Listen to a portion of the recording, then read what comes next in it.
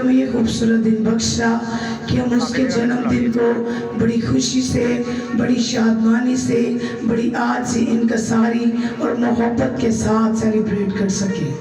और आप सभी बहुत प्यारे लग रहे हैं। मैं चाहती हूँ अपने अपने लिए तालियां बजाएं, अपने लिए तालियां। बहुत ठंडी है।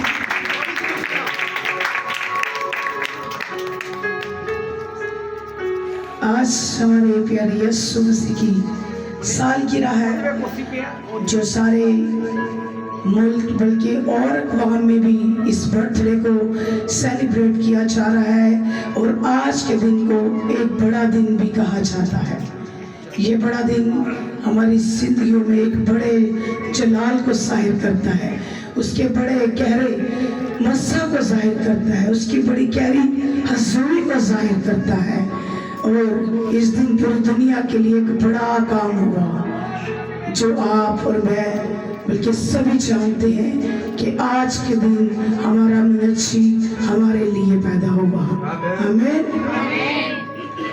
ये दिन मनुष्य खुदावंद यीशु मसीह की पैदाइश का दिन है, जिसकी धूम पूरी दुनिया में है। जब हम अनाजील की रोशनी में क्रिसमस के पैगाम का जायजा लेते हैं तो क्रिसमस का पैगाम दुनिया की तहरीक में तमाम बनी इंसान के लिए सबसे अहम और सबसे अजीम पैगाम है, जो खुदा ने मुख्तलिफ तरीकों से जाहिर किया। हम पूरा माह आपको खूबसूरत मैसेज के साथ आगाज करते रहे हैं।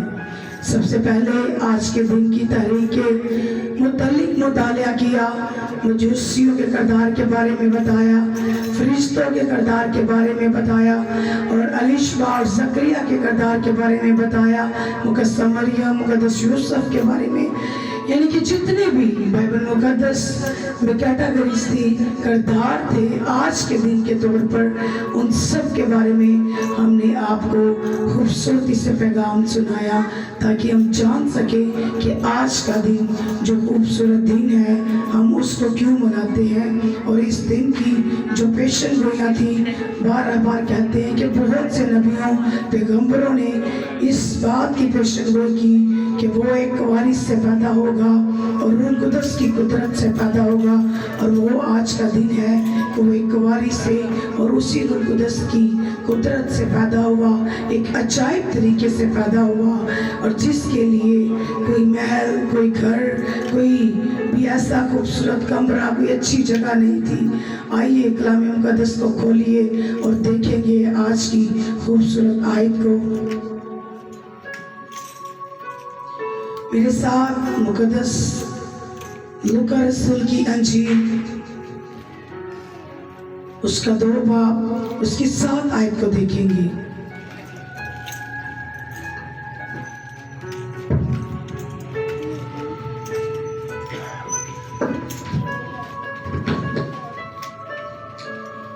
कलाम मुक़द्दस में यूरोप में है, और उसका पहलौठा बेटा पैदा हुआ और उसने उसको कपड़े में लपेट कर चरनी में रखा, क्योंकि उसके वास्ते सराय में जगह ना थी। मैं फिर से तलावत करूंगी।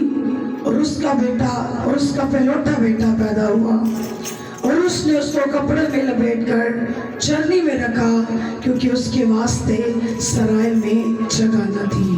खुदा के पाक कलाम पढ़े, सुने और समझे जाने पर खुदावंद की खास बरकत हो। कपड़े में लिपटा और चरनी में पड़ा, ये किस नस्ल से है?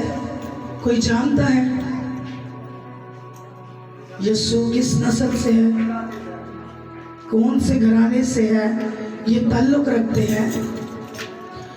ये दाऊद के घराने से ताल्लुक रखने वाला यूसुफ और उसकी बीवी मरियम, जो कि हामला है, और उसके लिए दाऊद के शहर बैतलहम में कोई जगह नहीं।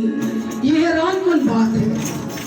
आज भी अगर हम इस्राएल के झंडे को देखें तो उस पर दाऊद का सितारा दिखाई देता है। हालांकि इस्राएल में कई बादशाह दाऊद से भी ज्यादा जोहर जलाल के मालिक हुए, मगर यहाँ इसके खानदान से ताल्लुक रखने वाले मर्द और औरत के लिए कोई जगह नहीं, क्योंकि मेरी दिनस्त में ये सब कुछ खुदावन की मर्जी से होगा। क्योंकि अगर मसीह किसी महल या सराय में पैदा होता तो वहां चरवाहों का जाना इतना आसान ना होता। इसीलिए मसीह खुदावन उस मकाम में पैदा हुआ जहां चरवाहे जाया करते थे, क्योंकि ये वो जगह है जहां चरवाहे अपने जानवरों का चारा खाने के लिए जाया करते थे। यानी उसी के लिए यूसुफ और मरियम के लिए कहीं भी जगह नहीं थी।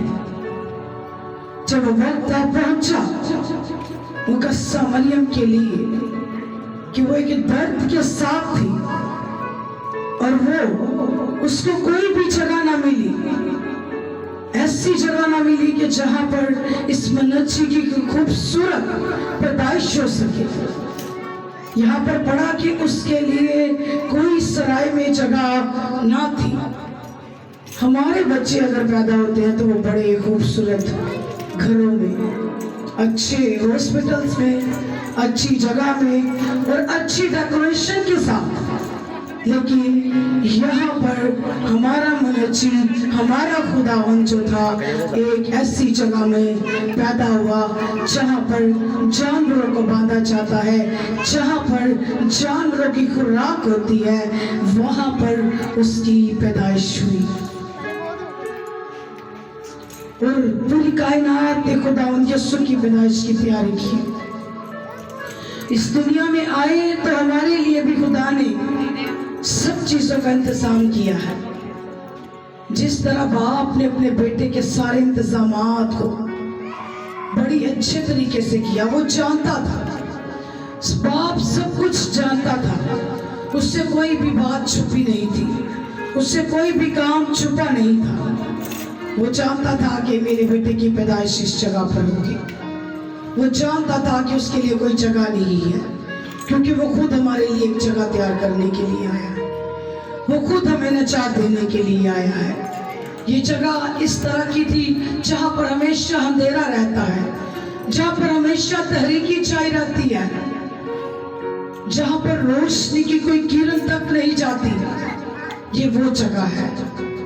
अक्सर जहाँ चरनी होती है वहाँ सूरज की रोशनी नहीं पहुँचती, दिन को भी वहाँ तहरीकी होती है, और ये अक्सर तहखानों में बनाई जाती थी।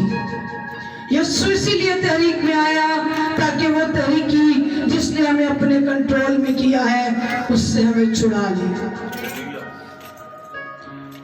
पौलुस रसूल कुलसियों की कलीसिया को तहरीक करता है। उसने हमको तहरीकी के कब्जे से छुड़ाकर अपने असीस बेटे की बादशाही में दाखिल किया, जिसमें हमको मुखलसी यानी गुनाहों की माफी हासिल है। यीशु किसी घर में पैदा नहीं हुआ। यीशु इसीलिए भी किसी घर में पैदा नहीं हुआ ताकि वो जो सताए हुए लोग हैं, जो अपनी जात में तन्हा हैं, टूटे हुए हैं, गमज़दा हैं और जिनके पास रहने के लिए घर नहीं, वो दुखी हैं और उनके दिल में पैदा होना चाहता है। वो चाहता है कि हर इस दिल में पैदा हो जाए जो गुनाह की दलदल में धंसे हुए हैं, जो मौत और जहन्नम की तरफ जा रहे हैं और इब्लीस के हाथों दुख उठा रहे हैं। आज यीशु आपके दिल में पैदा होना चाहता है। वो आज आपके दिलों में घर करना चाहता है।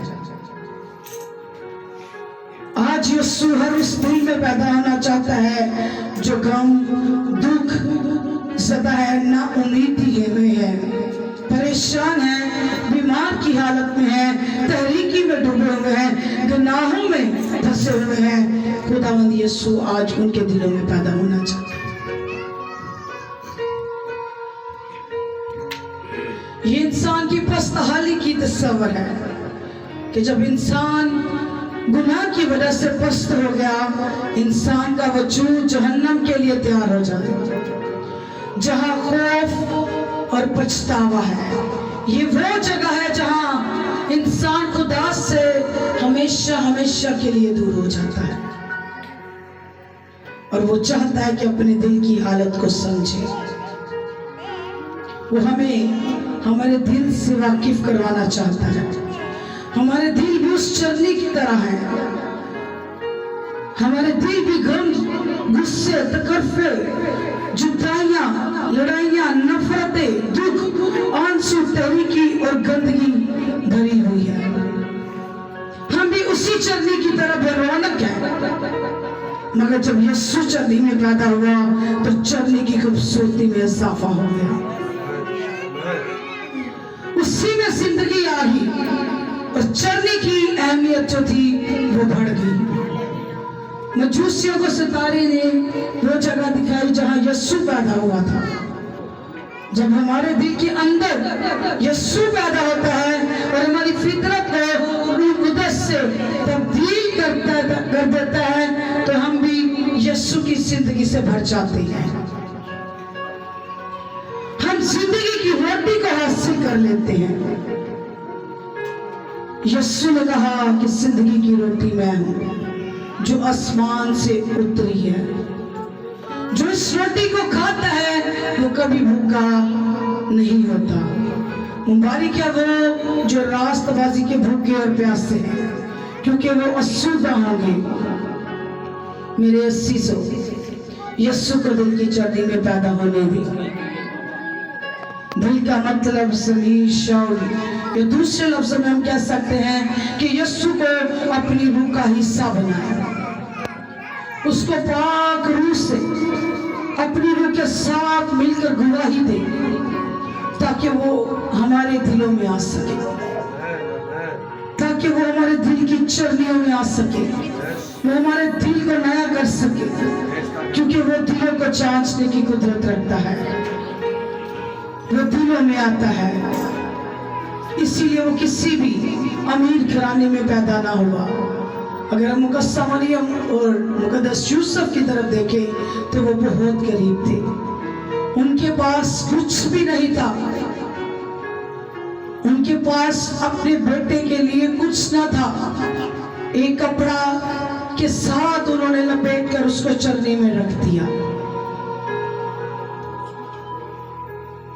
और वो इसीलिए अमीर घराने में पैदा नहीं हुआ, क्योंकि यीशु दुनिया के अमीर तरीन मुल्क में भी पैदा हो सकते थे, फिर भी वो चरनी में पैदा हुए। वैसी जगह पर क्यों पैदा हुए जहां कोई पैदा होना नहीं चाहता? वो गरीब क्यों बन गया अगरचे कि वो अमीर था?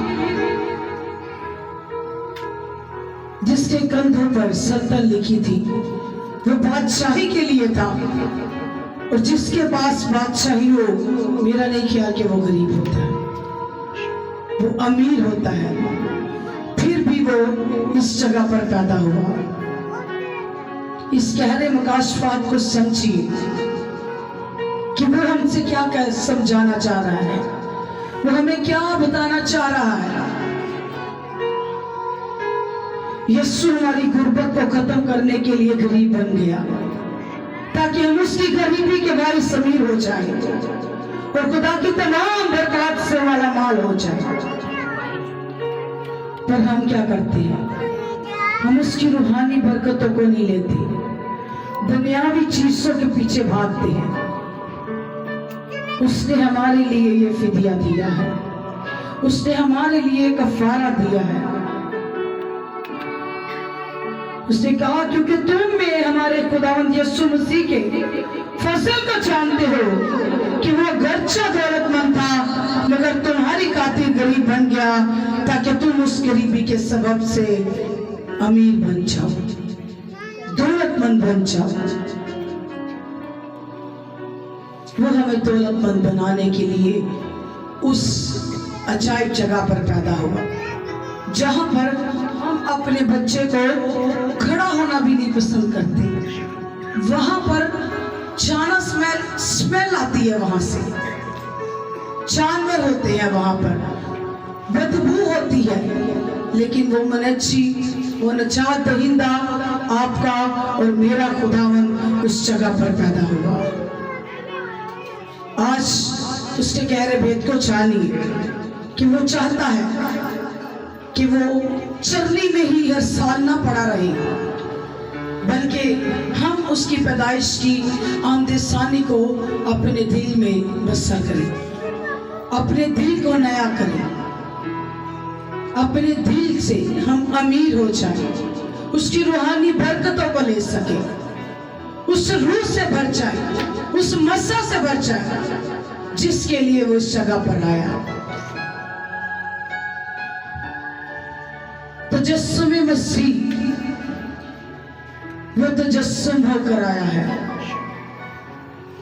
ये पहली बात है जो खुदा यीशु मसीह को दुनिया के तमाम इंसानों से अलग कर देती है। उसकी पैदाइश मुखलिस एक और बच्चे की पैदाइश ना थी।